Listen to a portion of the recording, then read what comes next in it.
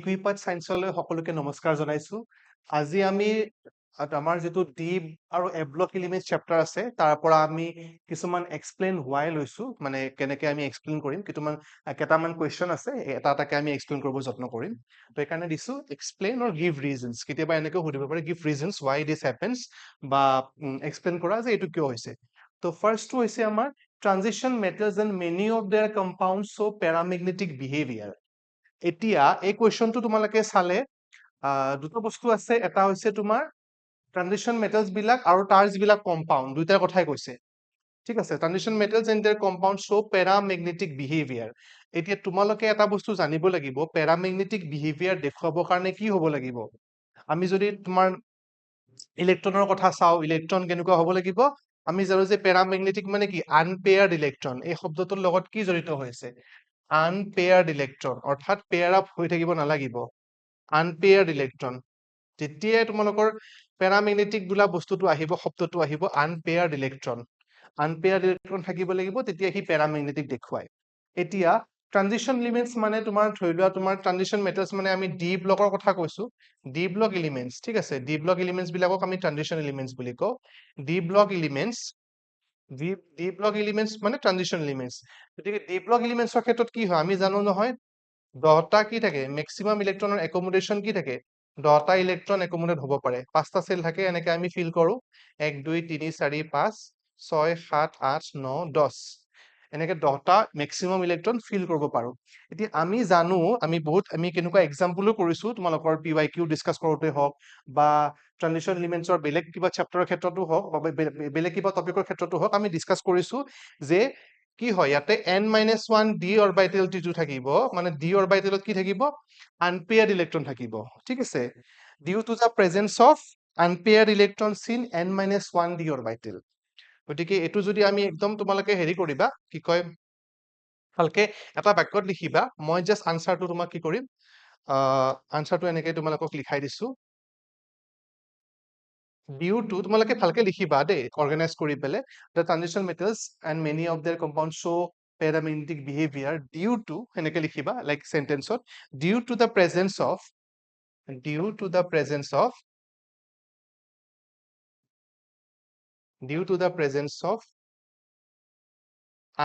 electron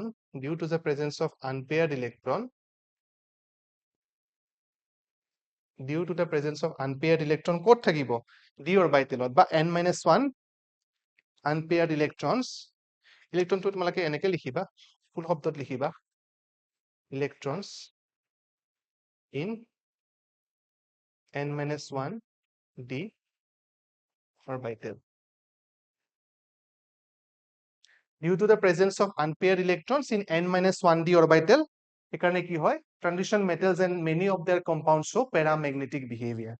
ঠিক আছে এটো গম পালো এটো হৈছে first question now moving to the next question the enthalpies of atomization of transition metals are high enthalpies of atomization কিয় high হয় এটো কথা উদিছে এতে enthalpies of atomization মানে তোমাৰ কি হ'ব ইয়াতে এটম বিলাকৰ ক্ষেত্ৰত এটোটো ইয়াতেও তোমাৰ কি আহিব যে মানে তোমাৰ আনপেয়াৰ ইলেক্ট্ৰনৰ কথাটো সব বস্তুতে আহিব যেতিয়া আমি ম্যাক্সিমাম কেসেসতে যেতিয়া ডি ইলেক্ট্ৰনৰ কথা ডিসকাস কৰো আনপেয়াৰ ইলেক্ট্ৰন আহিবই ঠিক আছে গতিকে এটো হ'ব তোমাৰ this is due to the fact that unpaired electrons in their atoms the enthalpies of atomization of transition metals are high কিয় because of the unpaired electrons because এনেকে লিখিব পাৰা because large number of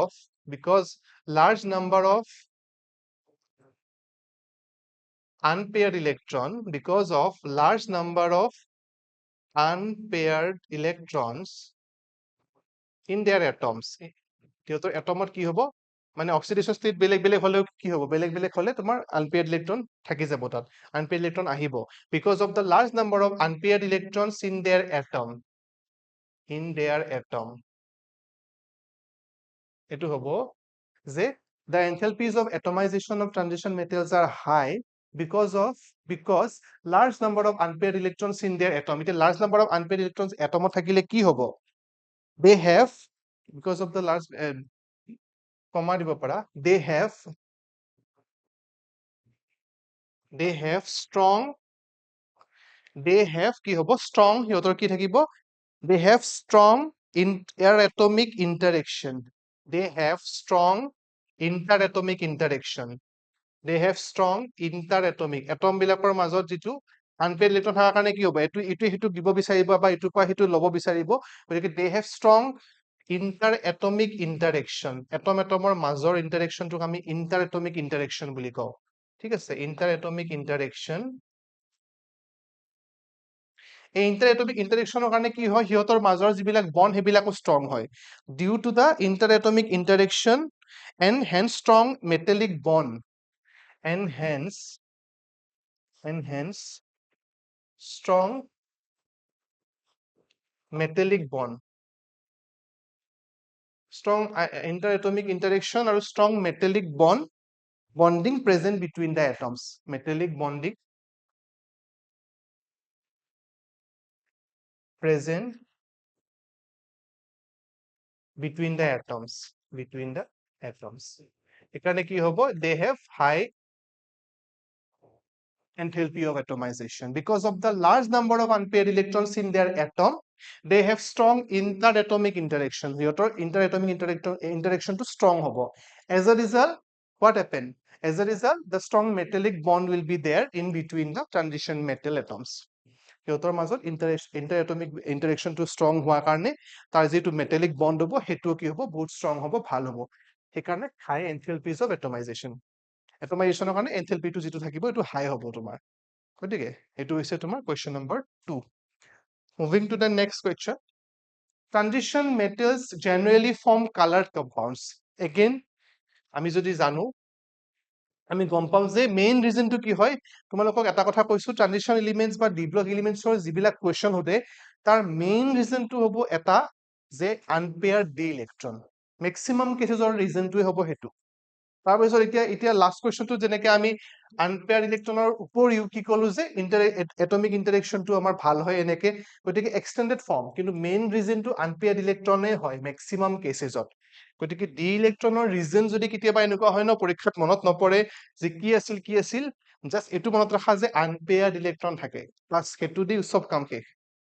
যদি ভালকে মনত থাকে তো well and good, ধুনীয়াকে এক্সপ্লেইন কৰি লিখিলা, কেতিয়া আমি পাহৰো ন, কেতিয়াবা পাহৰা ইজ নৰ্মেল থিং, চবে পাহৰে, এইটো আমিও পাহৰো, গতিকে সেইকাৰণে কি হ'ব তোমাৰ, সেইকাৰণে তুমি এটলিষ্ট এই বস্তুটো মনত ৰাখিলে you will get some marks. এতিয়া এই কুৱেশ্যনটোৰ ক্ষেত্ৰত তোমাৰ এই তলৰ পোৰ্শন খিনিও ইম্পৰ্টেন্ট, যে ষ্ট্ৰং ইন্টাৰএটমিক ইন্টাৰেকশন হয় এইখিনি কথা, কিন্তু মেইন ৰিজনটো আহিছে ক'ৰ পৰা, নাম্বাৰ অফ আনপেয়াৰ্ড ইলেক্ট্ৰনৰ পৰা ন, সেইকাৰণে এই ৰিজনটো তোমালোকে মনত ৰাখা, যে যি প্ৰশ্নই নাহক আমি এই ৰিজনটো মনত ৰাখিম, ঠিক আছে, তেতিয়াহ'লে কি হ'ব, পাহৰিলেও ইট উইল হেল্প ইউ। এতিয়া এইটো কি হ'ব, কালাৰ কম্পাউণ্ডৰ কাৰণে কি হ'ব, they have due two the presence of, কি হ'ব, ডিউ to the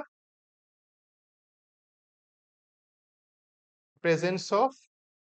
unpaired electron, due to the presence of unpaired electron in n-1d, n-1d অৰবিটেলত unpaired electron থাকিব, আৰু unpaired electron থাকিলে কি হ'ব,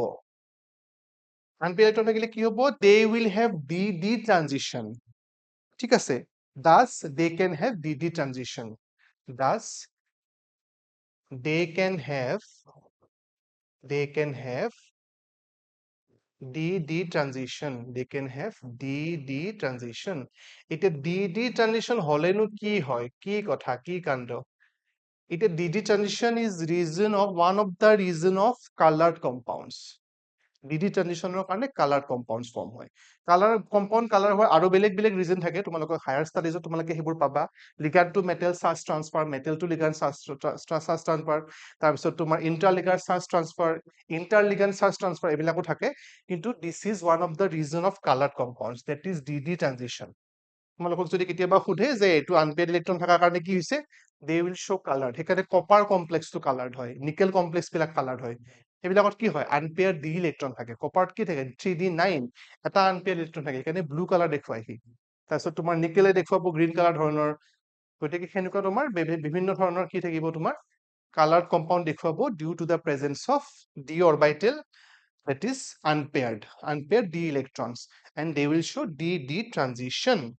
So next, moving to the next question, transition metals and their many compounds act as good catalyst.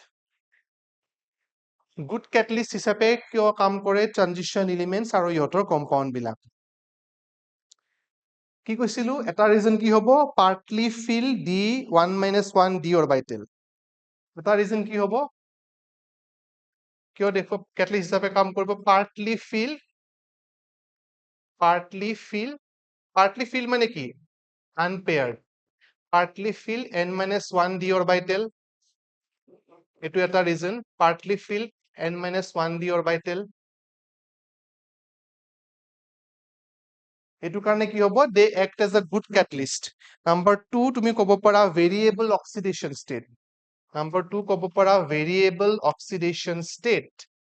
Variable oxidation state.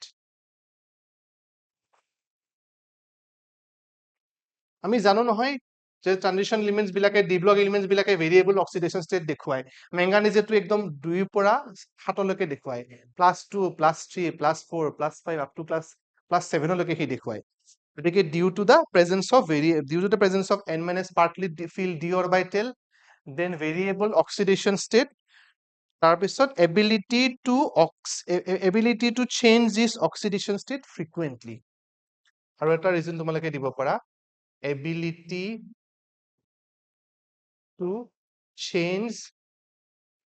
its oxidation state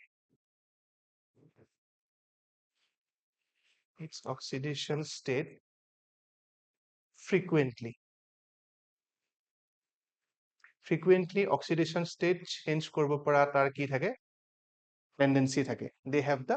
ability to change its oxidation state frequently এই তিনটা ৰিজনৰ কাৰণে কি হয় they act as a good catalyst. They act as good catalyst. Partly filled d orbital oxidation state to ইহঁতে vary কৰিব পাৰে সোনকালে আৰু oxidation state to frequently change কৰিব পাৰে কাৰণ সিহঁতে সদায় ষ্টেবিলিটিটো কাৰণে আমি সব বিলাকে কি কৰো সব বিলাক এলিমেন্টে কি কৰে ষ্টেবিলিটি সদায় বিচাৰি থাকিব খোজে ঠিক আছে গতিকে frequently they have the ability to frequently change their oxidation state. তাৰপিছত আমাৰ লাষ্ট কুৱেশ্যনটো আছে transition metals have strong tendency to form complexes. Reason বিলাক কি কৈছিলো এটা ৰিজন সদায় fix partly filled d orbitals ঠিক আছে তাৰপিছত ইয়াতে যদি আমি স্পেসিফিক ৰিজনৰ কথা ক'ব যাও এটো হ'ব তোমাৰ due to small size. Number 1 small size ইহঁতৰ সাইজটো স্মল হয় small size they want to form complexes. Small size তিনটা ৰিজন আছে ইয়াতো তোমালোকে যদি স্পেসিফিক ৰিজন বুলি ক'ব খোজা small size high charge obviously cation বিলাক high charge হয় এটো high charge small size high charge to বেছি থাকিব +2 +3 oxidation state তেনেকুৱা আৰু presence of vacant d orbital of suitable energy. Presence of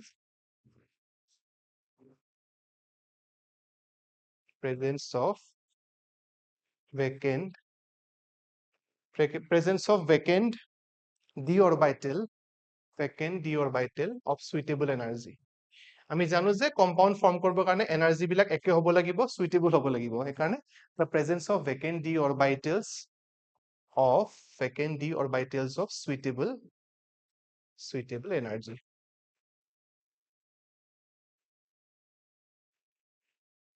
ঠিক আছে গতিকে এটা হল তোমাৰ ৰিজন ট্ৰানজিশন মেটালস যে কিয় টেন্ডেন্সি থাকে হিয়তৰ ভাল কম্পাউন্ড ফৰ্ম কৰাৰ কাৰণে due to small size high charge presence of vacant d orbitals of suitable energy. ঠিক আছে these are the reasons.